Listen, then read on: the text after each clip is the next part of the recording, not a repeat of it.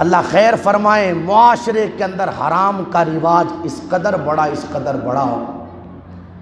کہ الا ماشاء اللہ اب تو کوئی گھر بچا ہو، ورنہ کیفیت یہ ہے کہ سارا سماج الا ماشاء اللہ حرام کے اندر ڈوبا ہوا ہے۔ مسلمانوں کی اکثریت کا گزارا اس وقت سود اور بیاج پر ہو رہا ہے۔ ابھی میں کچھ دیر پہلے پڑھ رہا تھا حضور علیہ السلام کے فرامین، تو ایک فرمان پیغمبر اسلام صلی اللہ تعالیٰ علیہ وسلم کا نگاہوں کے سامنے سے گزرا۔ ابو داؤد شریف میں بھی یہ حدیث موجود، ابن ماجہ میں بھی یہ حدیث موجود، اور نسائی شریف میں بھی یہ حدیث موجود۔ پیغمبر اسلام صلی اللہ تعالیٰ علیہ وسلم نے ارشاد فرمایا، لوگوں پر ایک زمانہ ایسا گزرے گا کہ سود کھانے سے کوئی نہیں بچے گا۔ یہ حضور علیہ السلام کا فرمان، کتابوں کا نام میں نے ذکر کیا، فرمایا سود کھانے سے کوئی نہیں بچے گا۔ آگے آقا علیہ السلام نے ارشاد فرمایا، اور اگر کوئی نہیں کھائے گا سود تو اس کے بخارات اسے پہنچیں گے۔ اب اس بخارات کا کیا مطلب؟ تو محدثین نے اس حدیث مبارکہ کی تشریح کرتے ہوئے بیان فرمایا کہ حضور علیہ السلام کے اس فرمان کا مطلب یہ ہے، یا بندہ خود سود نہیں کھائے گا تو لوگوں کو سود دے گا، یا پھر سود لینے دینے والوں کے معاملات کو کاغذ پر لکھے گا، یا پھر کسی کو دلانے کے لیے جائے گا، کوشش کرے گا کہ کوئی آ کر کے اس کو سود دے دے وے، یا پھر لینے دینے والوں کے بیچ میں گواہ بنے گا، یا پھر سود کھانے والوں کے یہاں پر دعوتوں میں جائے گا۔ اور مصطفیٰ جان رحمت صلی اللہ تعالیٰ علیہ وسلم نے فرمایا، یا سود دینے لینے والوں سے تحفہ قبول کرے گا۔ اس حدیث کو نگاہوں کے سامنے رکھے اور معاشرے کے حالات دیکھے، کیا نہیں ڈوب گیا پورا معاشرہ اس بیماری میں؟ اگر کوئی لے دے نہیں رہا تو یہ جو بخارات کا ذکر کیا محدثین نے، کیا یہ کیفیت لوگوں کی نہیں ہے؟ ابھی 2-4 دن پہلے 2-4 لڑکوں کو پکڑ کر کے ویڈیو بنایا گیا۔ میں کہتا ہوں وہ تو غیر مسلم ہے، چھوڑے انہیں، ورنہ یہاں تو رونا اس بات کا ہے کہ اپنے مسلمان بچے اپنے ہی لوگوں کے اندر سود اور بیاج کا دھندا کر رہے ہیں۔ بھائی وہ تو غیر ہے، ہمیں ان سے کیا کرنا؟ ان کے یہاں تو حلال حرام کے درمیان کوئی فرق ہی نہیں، مگر یہ مسلمان کہلائے جانے اور کہنے والے، ان کی کنڈیشن دیکھو نا۔ میں کسی اور علاقے کی کیا بات کروں، سروے کرو اس مومن پورا محلے کا، کئی بچے ہیں، کئی بچے جن کے ماں باپ کو کوئی دوسرا کام ملا ہی نہیں کہ بچوں کو وہ کام کروائے، یہ ایک ہی کام ملا کہ بچوں سے سود کے لین دین کے دھندے کروائے۔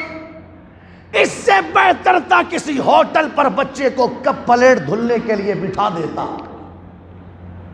تو کیا سوچتا ہے یار یہ کوئی لے دے تھوڑی رہا ہے، یہ تو کام کرنے والا ہے، یہ چیز تیرے دماغ میں آج پیدا ہوئی، مگر حضور علیہ السلام یہ سب جانتے ہیں۔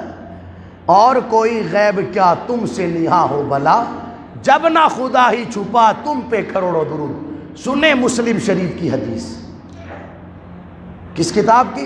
مسلم شریف کی حدیث مبارکہ۔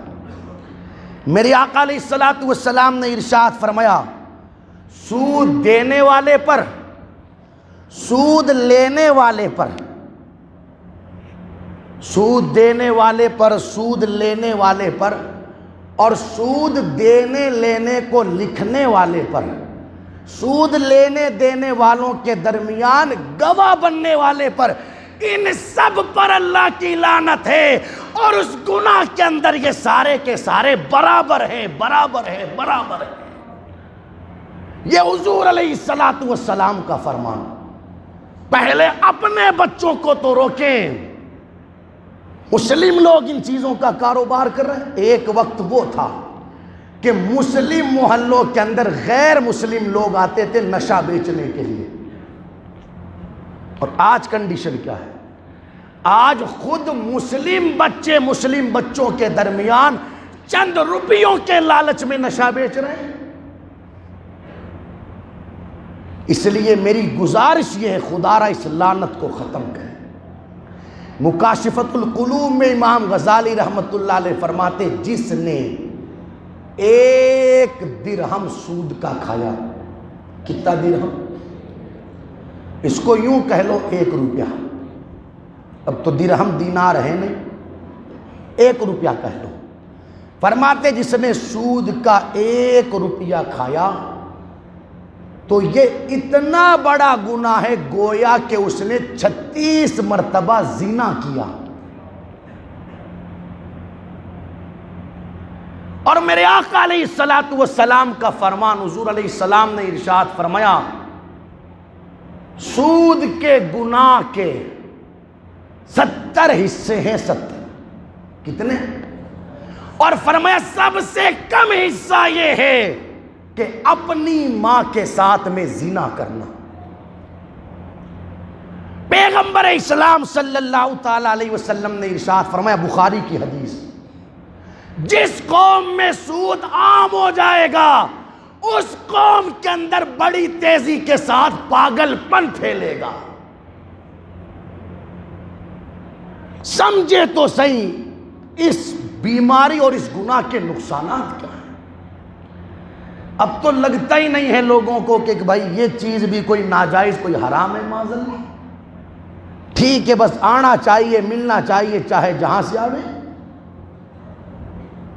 اس لیے میری گزارش ہے خدا را اپنے علاقوں کے اندر اپنے سماج کے اندر ان ساری چیزوں کے حوالے سے سدھار کرنے کی کوشش کریں. چٹنی روٹی کھا لے دوست مگر حلال کھا. یار ہم تو ان کے ماننے والے جنہوں نے نہ ملا تو فاقہ کر لیا. فاقہ کرنا کوئی برا نہیں دوست، فاقہ کرنا سیدہ فاطمہ زہرا کی سنت ہے. سبحان اللہ، ہم تو ان کے ماننے والے ہیں. حضرت عمران بن حسین رضی اللہ تعالیٰ عنہ میرے آقا کے صحابی کہتے ہیں ایک مرتبہ حضور علیہ السلام تشریف لے جا رہے تھے. کہا عمران ساتھ چلو گے ہمارے؟ عرض کی یا رسول اللہ کہاں؟ فرمایا ہماری بیٹی فاطمہ 3 دنوں سے بیمار ہے، اس کی قیادت کے لیے چلتے ہیں. عرض کی یا رسول اللہ ٹھیک ہے چلیں. تشریف لے کر کے گئے میرے آقا علیہ السلام حضرت عمران بن حسین کو لے کر دروازے پر پہنچے. دروازہ کھٹکھٹایا، اندر سے آواز آئی کون؟ فرمایا فاطمہ تیرا بابا آیا ہے. عرض کی یا رسول اللہ آپ کے ساتھ اور کون؟ ارشاد فرمایا میرے ساتھ میرے غلام عمران بن حسین ہے، بیماری کی حالت میں ہے سیدہ. کہا یا رسول اللہ ایک چادر ہے میرے پاس جس سے بدن کو چھپا رکھا ہے، سر کھلا ہے میرا، آپ کو تو آنے کی اجازت دے سکتی ہوں اس لیے کہ آپ میرے باپ ہیں، مگر آپ کے غلام عمران بن حسین کو اجازت نہیں دے سکتی اس لیے کہ وہ میرے لیے غیر محرم ہے. دروازے کی آڑ سے میرے آقا علیہ السلام نے اپنی چادر دی، سیدہ نے وجود پر ڈالی اور کہا اب اجازت ہے. اندر گئے. حالانکہ وقت ہوتا تو میں بتاتا کیسی خاتون ہے سیدہ فاطمہ زہرا.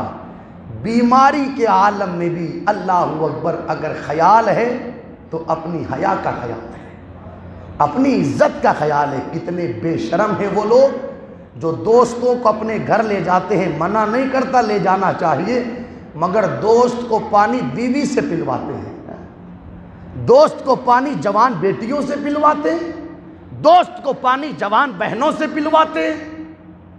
گھر میں کوئی مرد نہیں، آپ لے کر کے آ جاؤ اور تعارف کرواتے ہیں آپ کی بھابی جانیں. حضور علیہ السلام نے پوچھا فاطمہ بات کیا ہے؟ عرض کی یا رسول اللہ 3 دن گزر گئے، طبیعت علیل ہے. اور عرض کرنے لگی آقا اس طبیعت کے علیل ہونے کے پیچھے ایک وجہ یہ بھی بنی، آج 3 دن گزر گئے آپ کی بیٹی فاطمہ کے گھر پر چولہا نہیں جلا. دیکھو فاقے کرنا برا نہیں دوست، اگر نہیں ہے تو ہمارے بزرگوں کی سنت ہے، مگر حرام مت کھا حرام۔ یار کل تک تو صرف ہم ہی کنویں میں کود رہے تھے، اب عورتوں کو کنویں میں کودوانا شروع کر دیا۔ کتنی بے شرمی کی بات، اس میں کس کا قصور بتا؟ کوئی کہہ رہا اس کا، کسی کا نہیں، گھر کے ذمہ داروں کا قصور ہے۔ اس بے غیرت کو شرم کیوں نہیں آتی جو خود بیوی کو بھیجتا ہے پیسہ لینے کے لیے؟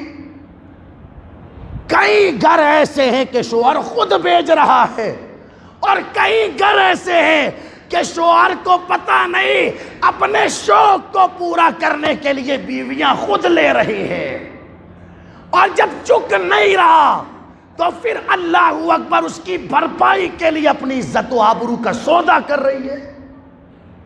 ہمارا کام صرف پیسہ کمانا نہیں، اپنے گھر کے ان حالات پر نظر رکھنا بھی ہے۔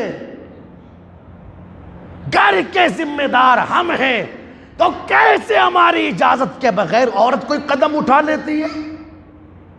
ہم سوئے رہتے ہیں کیا؟ بھائی کوئی ایسا تو ہے نہیں کہ زبردستی آ کر کے کوئی ہمارے گھر میں کودتا ہے۔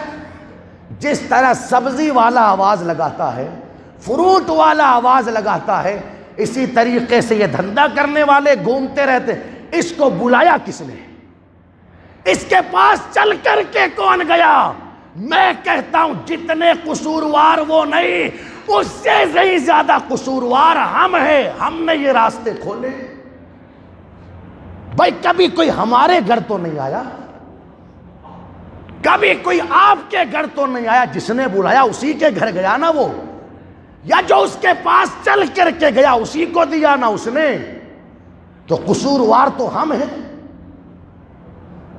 ذمہ داری بنتی ہے سمجھیں ان ساری باتوں کو، ورنہ کچھ نہیں بچے گا، کچھ نہیں۔ یہ تو ٹھیک ہے کہ کبھی کبھی معاملے کھل جاتے ہیں، ورنہ کتنے معاملات چھپے ہوئے ہیں وہ اللہ ہی جانے۔ اللہ عقل کی توفیق دے۔